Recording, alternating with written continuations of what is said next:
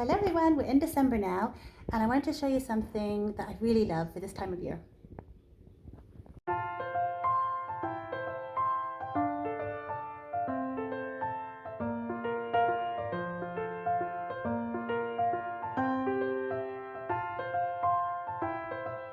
This is an Advent candle, so you're supposed to burn down a bit every day.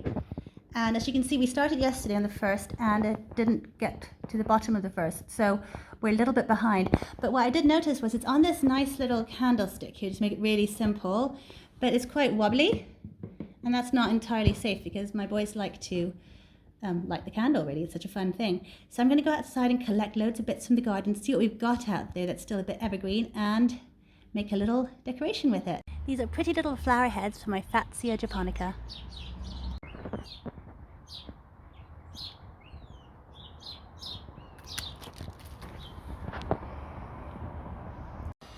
And these colourful rose hips are really beautiful too. That's why I left some of them on. I didn't deadhead all the roses because I wanted to have some of these colourful beauties. And this is when having some ivy growing along the wall is really useful.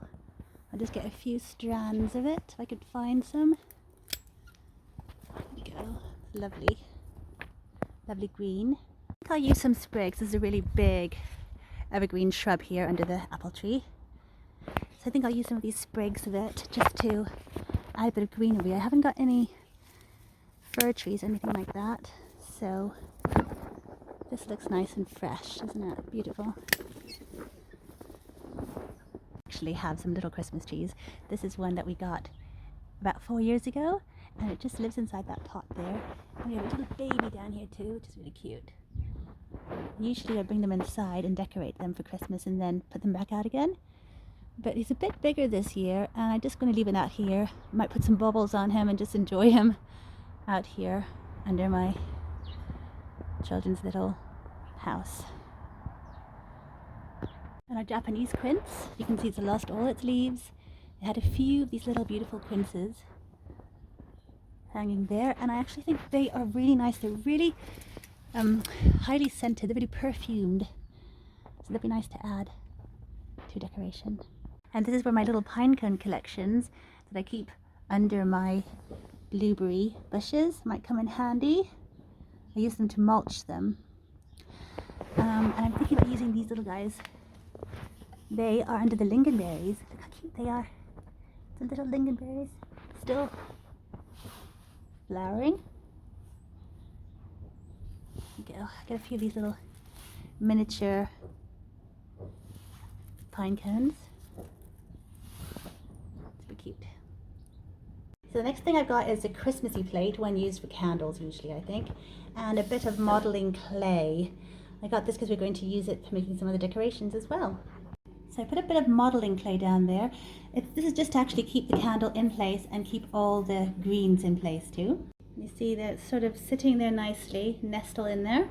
You just sort of start adding your greens. I almost forgot I've been growing something for this. Look at this.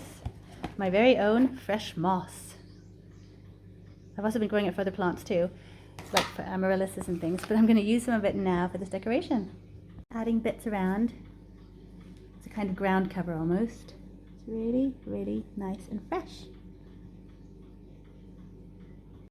And here are a few beautiful poppy seed heads I saved from the garden as well earlier. I harvested all the seeds by just tipping them over. And now I can just use the actual heads. Beautiful. There's a bit of a theme here. I really love seed heads. These are the ones from the Fatsia japonica. They're still so full of nectar. Look at those. Really beautiful. Pop in a few pine cones there.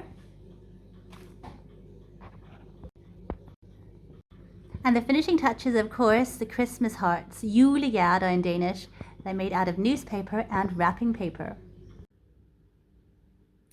So there we go. I just think that's so pretty with a few bits in the garden.